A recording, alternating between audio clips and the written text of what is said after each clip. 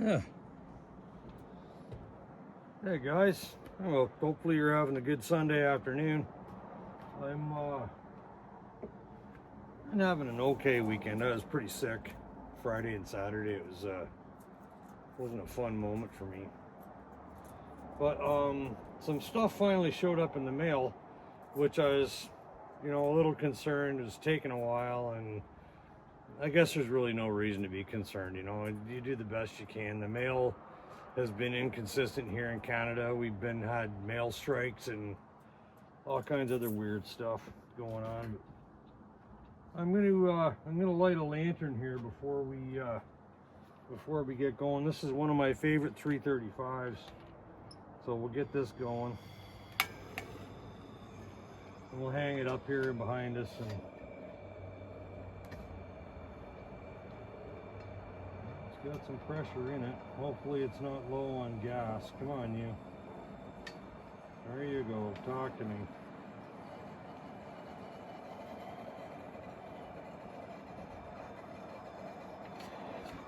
I don't know why they always want to do that.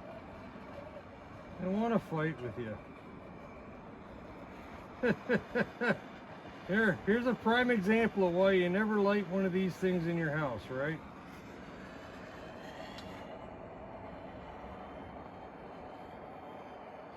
Let's try this again. Little heat on the generator. Open the valve.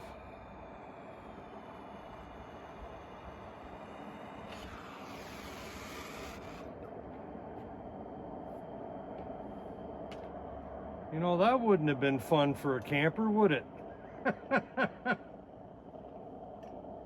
We'll just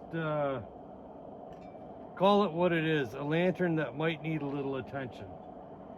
The only reason I didn't really bother much with it was, oh hey, here you go.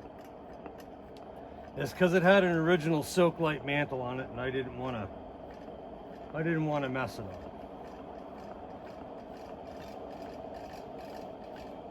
Okay, so there we go. That's going.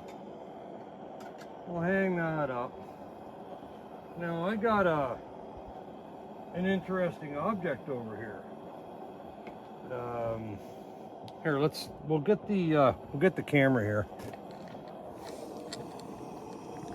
So this is a Coleman model 4511, 4511.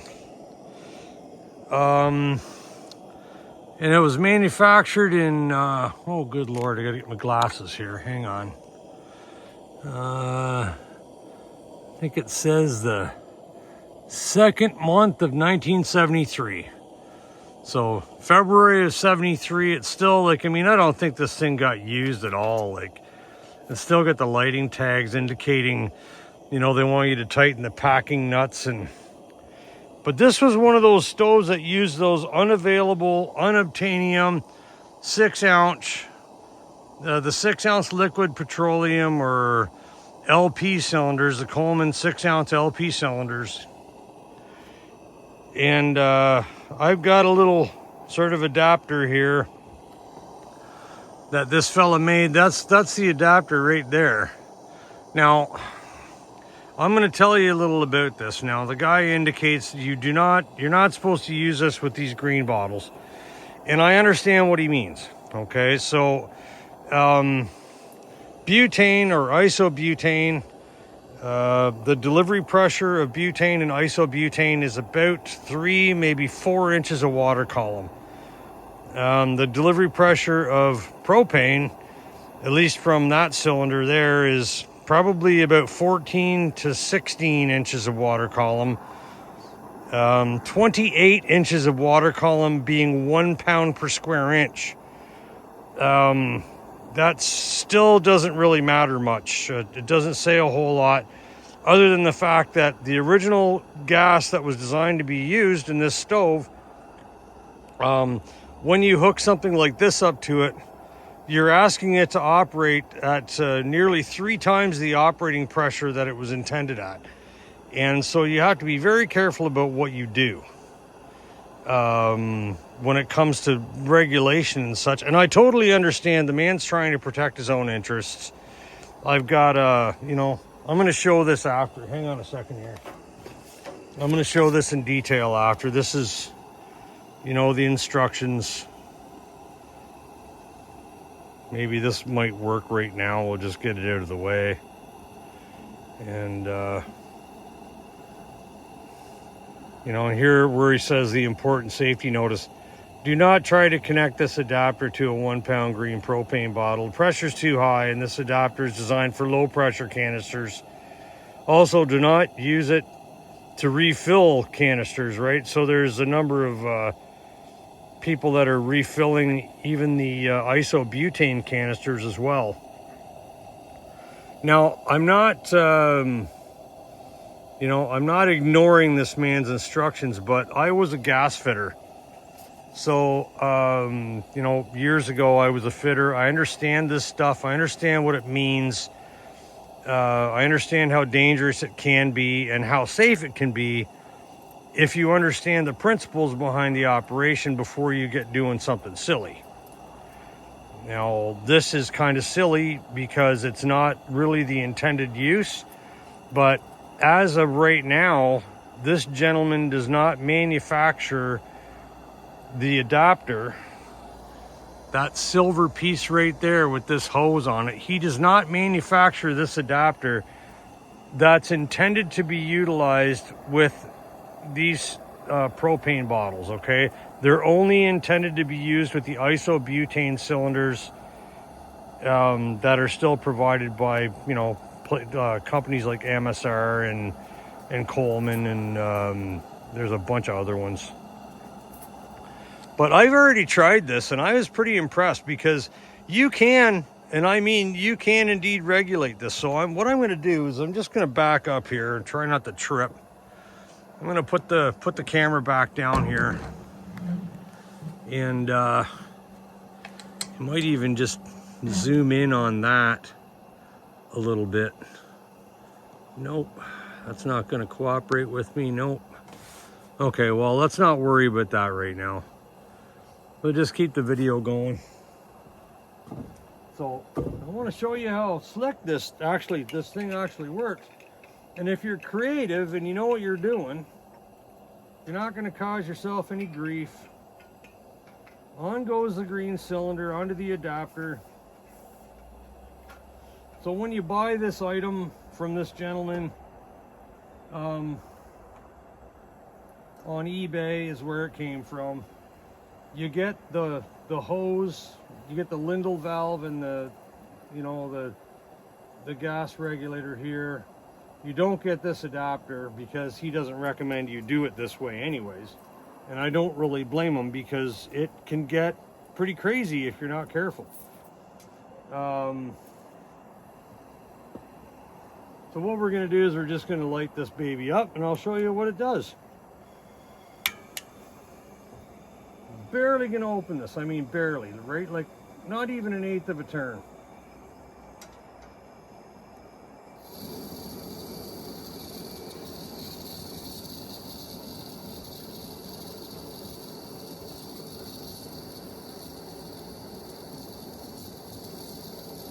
Now we can definitely regulate that down. And this is what I'm talking about. The combination of the two. Now remember folks, even though this works, I'm doing something here that the seller of the product does not recommend you do, and I understand the reasons why he doesn't recommend you do it. That doesn't necessarily mean it doesn't work. It just means if you're not up to speed on what's going on here, you could have yourself a pretty serious problem. So let me bring the camera back over.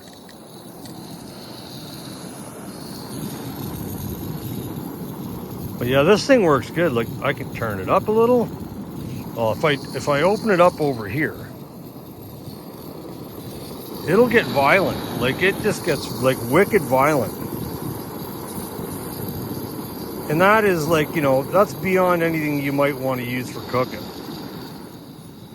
But I can knock it right down with the, with the valve on the thing. But I think honestly, the best thing to do is to open this up, set it at whatever you think is going to be maximum with this valve over here. Like that I would not cook with. But I will run it down just a little bit. I think that right there would be more than acceptable as tops. And then, you know, you got a simmer if you want one. And that's a dandy little setup. It really is. Like, I was wondering, and there's so many of these things around, like not just the 4511, but there's dual burner ones, there's the pinkies, there's the aluminum ones. Anything that used to use those 6-ounce Coleman LP cylinders, they're not available. They were discontinued in 1980. Like, that's a long, long time ago. You know, 1980 is 45 years ago. And there's still, you know, I can believe it or not, there are guys that are still coming up with these cylinders and they're still full. They still have gas and they're still using them, but we have to come up with some kind of an alternative here. There's just no way. It's untenable. It's an untenable circumstance to expect that there's going to be, you know, a number of these 6-ounce cylinders still kicking around for us in the future, because they're just going to get used up, and or people are going to try refilling them. Maybe somebody's going to blow something up or whatever. I don't know, but this works good, man. It does. You know, and it's a question of being careful. It's not about the fact that the product won't work here. It's that it's not recommended because of the danger involved if you don't understand gas delivery pressures, or the differences in gas delivery pressures between these 1-pound bottles here and the isobutane/butane cylinders. And there's, like, the difference is nearly 3 times. And you can get yourself into some problems if you're not careful. But thanks for taking a look at that. Here, this is what I'm going to do. Watch this. This should be fun. Here's a fry pan. Now this fry pan's got rainwater in it. We'll see how long it takes to cook that water down. Well, not cook it down, but get it bubbling, right? Shouldn't take too long at this rate. That's a pretty good flame going under there. Not you know, not exorbitant, but good enough. What I should have done is brought my cast iron pan out here and cooked my bacon for my dinner tonight. I'm making potato bacon soup for dinner. I'm kind of excited about that. But look, that hasn't even been on there for like 10 seconds and it's starting to steam. I love it. Well, I'm going to put this down over here again. And I'm going to enjoy my pint and let that bubble away. Review these instructions. Look at it's in a minute when I come back and that's boiling, I'll show you how fast it took to get that water boiling. Because that thing's working good. It's hot. All right, I'll be right back in a minute, guys. Mind the store.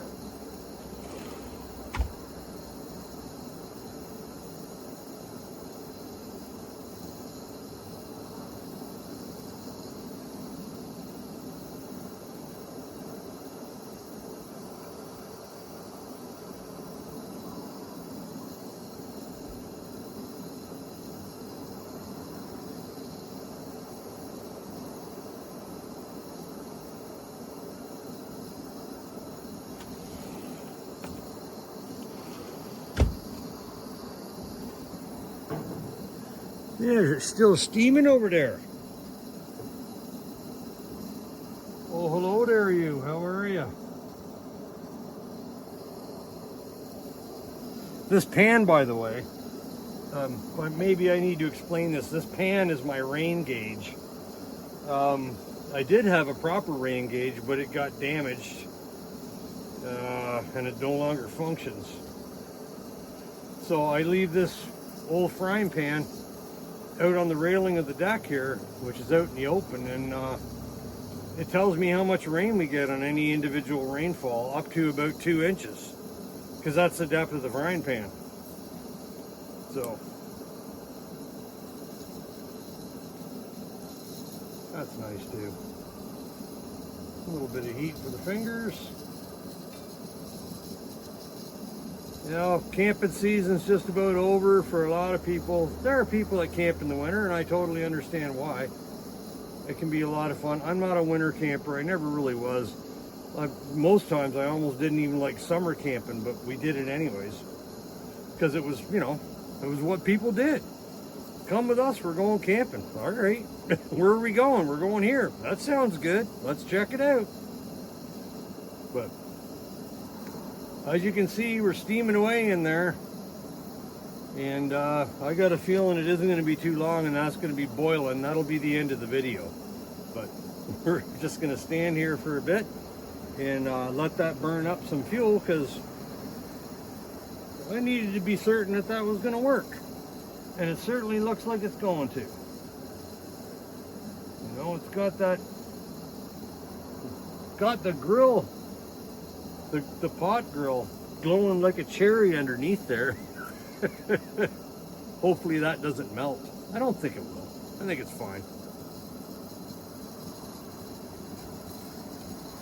But yep, she's just about boiling now.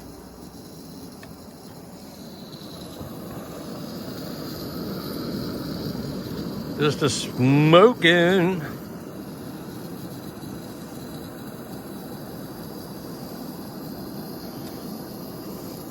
Well, hopefully that's a little bit more detailed explanation of what is going on with these things. And I've seen guys, you know, I've seen guys making an adapter and everything to go in here, and it replaces this T, and they've got like fittings and hoses and all kinds of other stuff. This is just real quick and simple. Now it costs, I don't know what it was, 50 bucks or something. Costs a bit of money. But honestly, you just jam the thing in there, use your caution, you know, just play it with common sense. Don't be like mentally irregular. Don't do stupid shit.